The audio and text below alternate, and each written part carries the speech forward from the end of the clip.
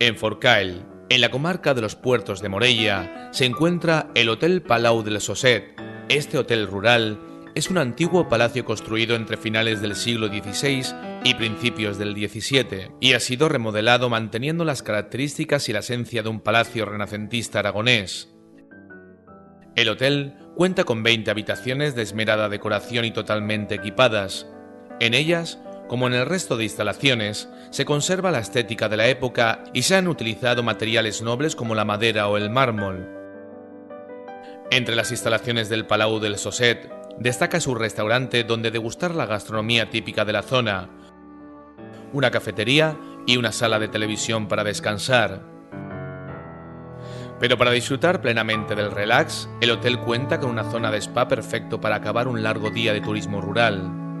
Hotel Palau del Sosset, cuya esencia está en su historia, tradición y calidad.